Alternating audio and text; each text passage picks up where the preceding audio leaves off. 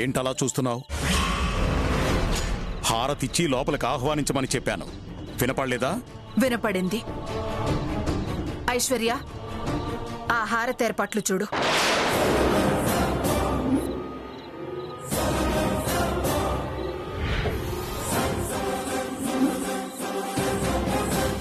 ఏంటలా చూస్తున్నావు ఐశ్వర్య? ఇప్పుడు నీకు వినపడలేదా? వినపడింది మామయ్య గారు. వెళ్ళి ఆ ఏర్పాట్లు చూడు. అలాగే.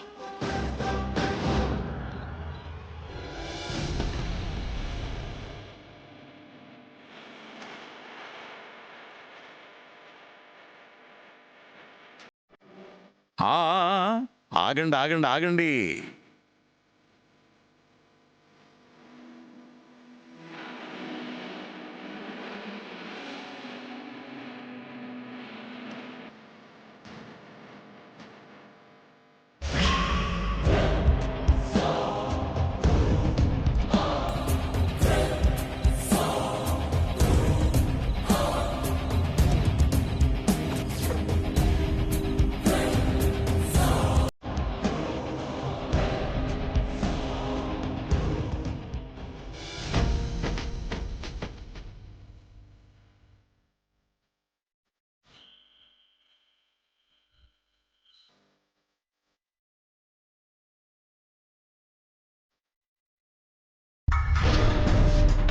నా చేతే హారతిప్పించుకుంటారా?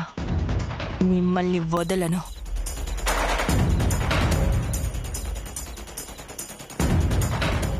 ఇక నువ్వు తిరిగి రావు. నా లైన్ క్లియర్ అయ్యింది అనుకుంటే వచ్చి మొత్తం పాడు చేసావు కదే శ్యామ.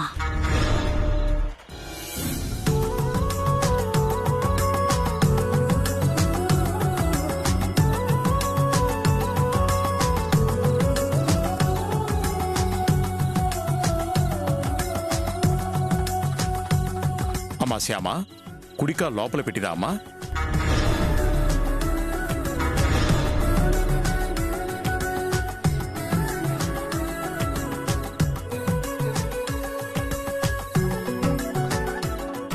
క్షమించండి మామయ్య గారు, మీ మాట కాదని ఇంట్లో నుంచి వెళ్ళిపోయాను. దయచేసి నన్ను క్షమించండి.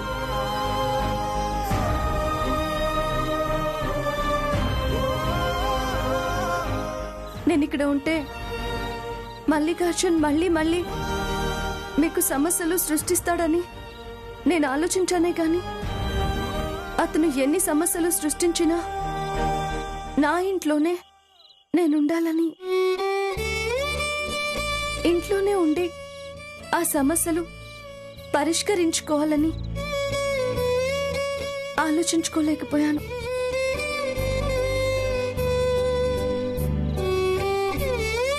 అఖిల్ బాబు గారు వచ్చి నేను చేసిన తప్పేంటో చెప్పి మళ్ళీ నన్ను వెనక్కి తీసుకొచ్చారు.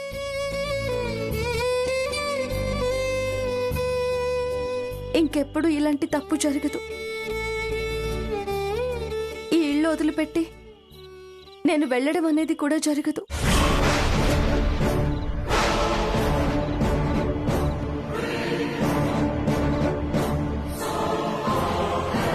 చూసావా వసంత, చూసావా మన కోడలి సంస్కారం?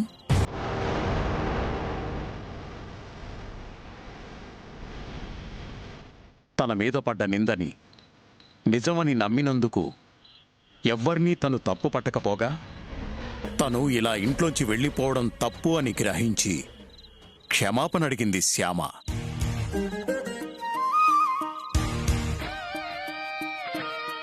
ఎంతో అదృష్టం ఉంటే గాని ఇంత మంచి కోడలు, ఇంత మంచి మనసున్న కోడలు ఎవ్వరికీ దొరకదు. ఈ విషయంలో మనం చాలా అదృష్టవంతులం.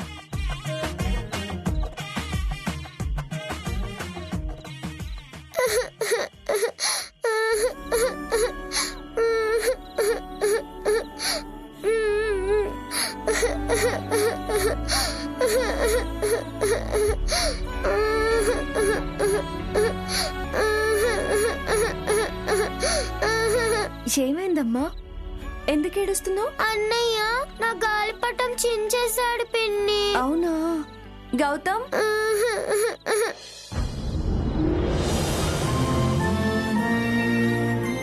చెల్లి గాలిపటం చింపేశావా? నా గాలిపటం బాలేదు, తన గాలిపటమే బాగుందని చెప్పింది, అందుకే చించేసా. అలా చించేస్తే మరి నేను రేపు గాలిపటాలాట ఎలా ఆడుకోవాలి? ఊరుకోమ్మా, ఊరుకో, ఏడవకు.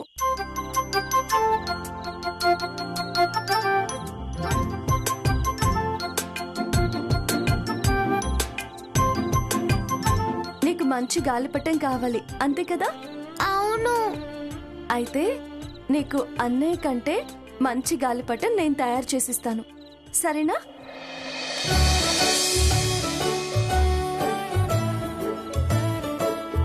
నీకు గాలిపటాలు చేయడం వచ్చా పిన్ని? ఓ వచ్చు. గాలిపటంతో పాటు మాంజా కూడా తయారు చేసిస్తాను, సరేనా? థ్యాంక్ యూ పిన్ని.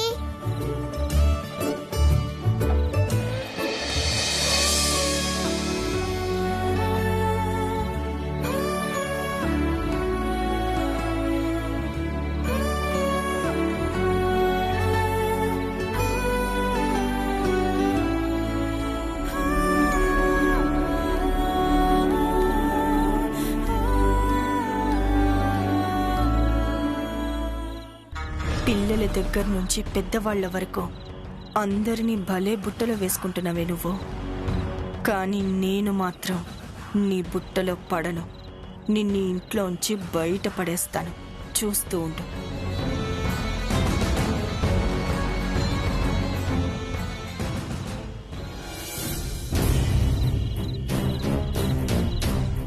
అవునా? అంత పని చేశాడా మల్లికార్జున్? అవునరా, శ్యామ చాలా తెలివిగా వాడి కుట్రని సాక్ష్యాధారాలతో సహా బయటపెట్టింది.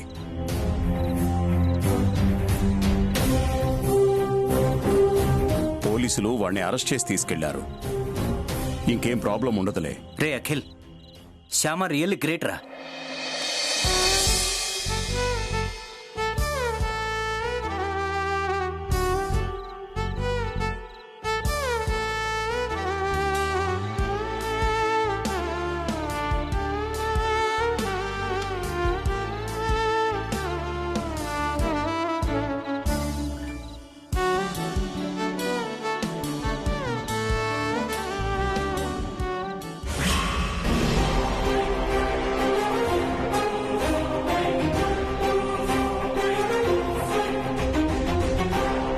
ఏంటమ్మా ఆగిపోయావు? వచ్చి వడ్డించు.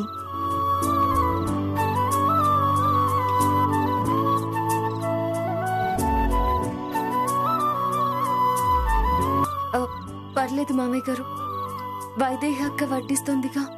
నువ్వు వడ్డిస్తానంటే నేను కూడా కూర్చుంటాను. నాకు బాగా ఆకలిగా ఉంది శ్యామా. అంత ఆకలిగా ఉన్నప్పుడు ముందు చెప్పొచ్చుగా అక్క, నేను వడ్డించేదాన్ని. పర్వాలేదురే, శ్యామా ఉంది కదా, నువ్వు వడ్డించు శ్యామా. రామ్మా.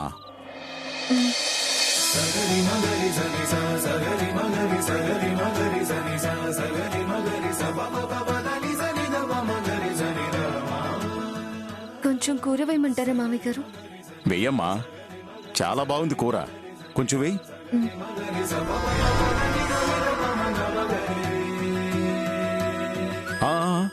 చాలమ్మా. ఇంకొంచెం వేసుకోండి మామయ్య గారు, బాగుందన్నారు కదా. చాలమ్మా.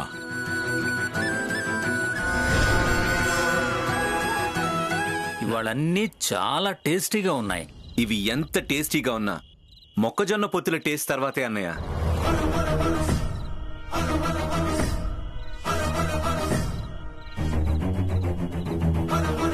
మొక్కజొన్న పొత్తులేంటి? ఇందాక వస్తున్నప్పుడు దారిలో శ్యామ నా చేత మొక్కజొన్న పొత్తులు తినిపించింది మమ్మీ.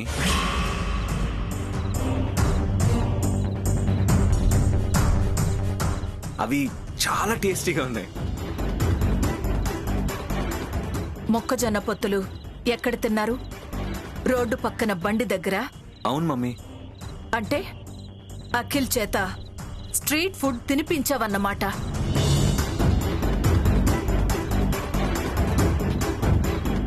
అలాంటి రోడ్డు పక్క బళ్ళు ఏ డస్ట్ బిన్ దగ్గర ఉంటాయి. అలాంటి చోట తింటే లేనిపోని రోగాలొస్తాయి. ఆ మాత్రం కామన్ సెన్స్ కూడా లేదా నీకు? ఇలాంటి అడ్డమైన తిండ్లు తినిపించి వాడి ఆరోగ్యం పాడు చేద్దాం అనుకుంటున్నావా? అది కాదు మమ్మీ.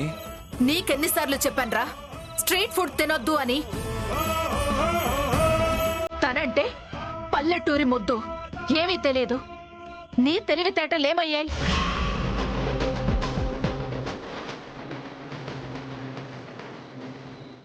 అంతగా మొక్కజొన్న పొత్తులు తినాలనిపిస్తే చిలకమ్మకి చెప్తే తెచ్చిపెట్టేది కదా. ఇప్పుడు నీ హెల్త్ అప్సెట్ అయితే ఏంటి పరిస్థితి? వసంత, వాడికేం కాదు, నువ్వు అనవసరంగా భయపడకు.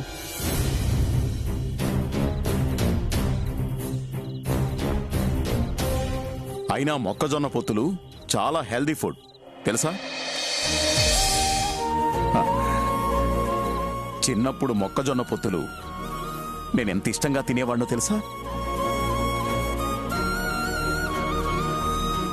అసలు మొక్కజొన్న పొత్తులు తినడం వల్ల ఎన్ని ఉపయోగాలున్నాయో తెలుసా?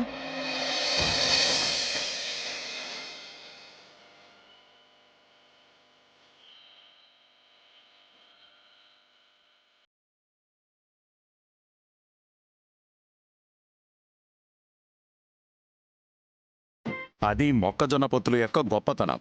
అర్థమైందా? అర్థమైంది మహాప్రభు, అర్థమైంది. ఇంత క్లాస్ పీకాక కూడా అర్థం కాకుండా ఎలా ఉంటుంది?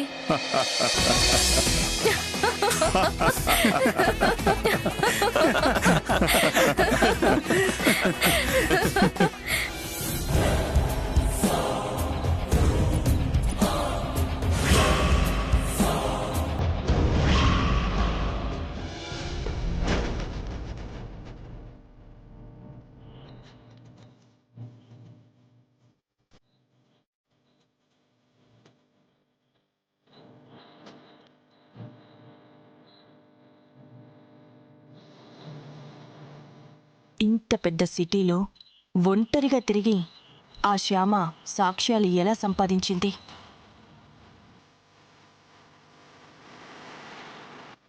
ఏంటి ఐశ్వర్య, అంత సీరియస్గా ఉన్నావు? కడుపు కాలిపోతుంది. ఎందుకు? డిన్నర్ చేయలేదా? చేసినందుకే కాలిపోతుంది. డిన్నర్ చేస్తున్నప్పుడు జరిగింది కళ్ళారా చూసినందుకే కడుపు కాలిపోతుంది. ఏం జరిగింది? ఏం జరిగిందా? మా మావయ్య గారు ఆ శ్యామ ఏం చేసినా కూడా తెగ మెచ్చుకుంటున్నారు. అది ఏమంటే దానికి వంత పాడుతున్నారు. దాన్ని సపోర్ట్ చేస్తూ అత్తయ్య మాటను కూడా కొట్టి పడేస్తున్నారు. మీ మావగారి వంతపాటకే ఇలా అయిపోయావు. అక్కడ హాల్లో జరిగే సీన్ చూస్తే ఇంకేమైపోతావో. ఏం జరుగుతుంది హాల్లో? చెప్పడం ఎందుకు, చూపిస్తాను పదా. రా.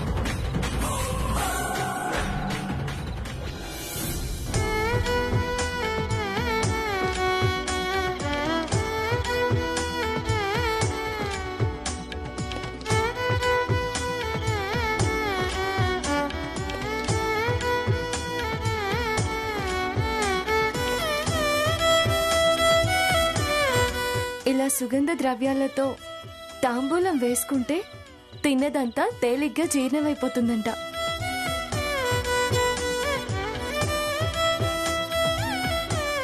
ఇదిగోండి, తీసుకోండి.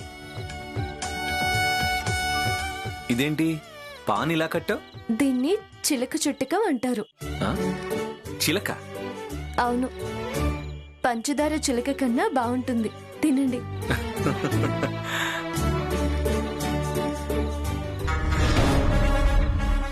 అదిగో చూడు.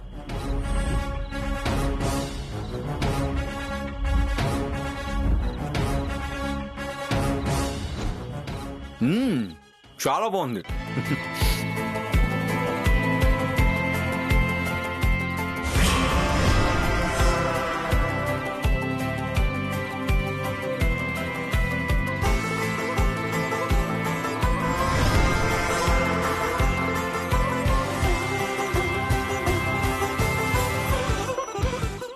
వసంత, ఎప్పుడూ పెళ్ళైన కొత్తల్లో ఇలా నువ్వు నాకు చిలకలు చుట్టించినట్టున్నావు, గుర్తుందా? మళ్ళీ ఇప్పుడు ఇవ్వొచ్చుగా? ఇప్పుడా? మీకు మరీ ముచ్చట్లు ముదిరిపోతున్నాయి. ముదరడమేముందోయ్, నేనేం చిలక చుట్టి నీ వేళ్లకు పెట్టుకొని నా నోటికి అందించమనడం లేదు కదా. జస్ట్ నీ చేత్తో ఇమ్మంటున్నాను అంతే. చాలండి సంబడం.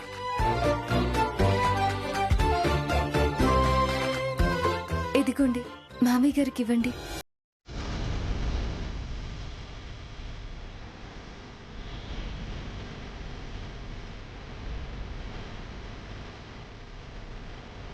మ్మ్.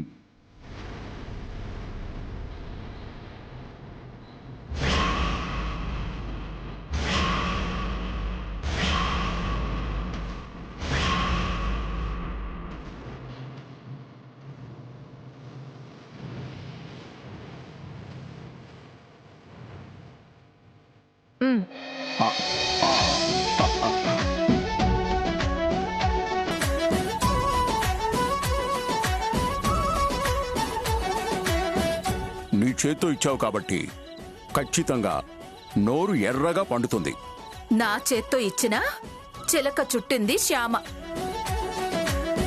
కోడలి చేత్తో చుట్టినా ఇచ్చింది అత్త చేత్తో కదా, అందుకే ఎర్రగా పండుతుంది.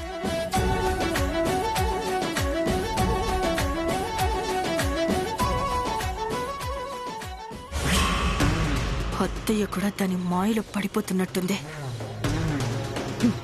అందర్నీ మాయ చేయటం దానికి అలవాటే కదా. ఐశ్వర్య అక్క కూడా ఇచ్చేస్తాను.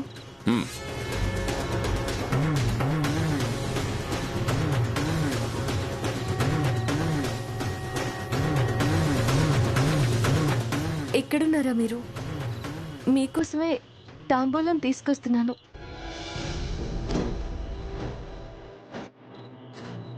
తినండి, బాగుంటుంది. తిన్నది బాగా జీర్ణం అవుతుంది.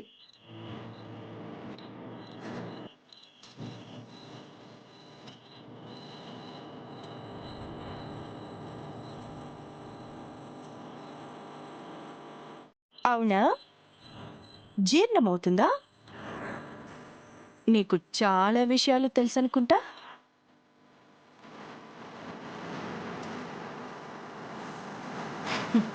ఏమో అనుకున్నాను.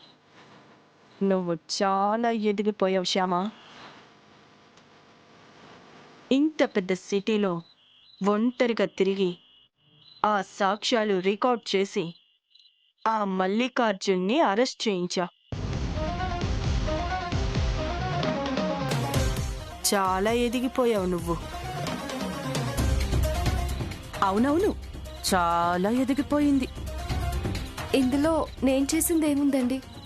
అంతా ఆ కన్నయ్య దయ.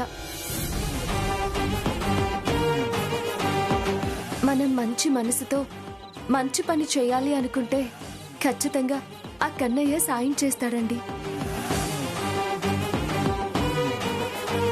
మనం మంచి మనసుతో మంచి పని చేయాలి అనుకుంటే ఖచ్చితంగా ఆ కన్నయ్య సాయం చేస్తాడండి.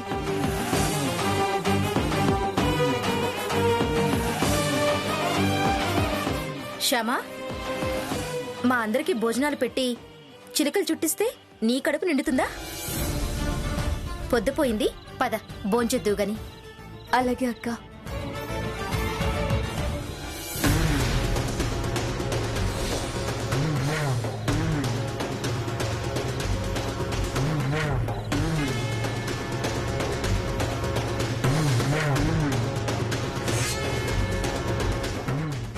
ఆ మల్లికార్జున్ సాయంతో శ్యామాని ఇంట్లోంచి బయటికి పంపిద్దామని చూస్తే వాణ్ణి పోలీసులు అరెస్ట్ చేశారు. ఇప్పుడు ఏం చెయ్యాలి?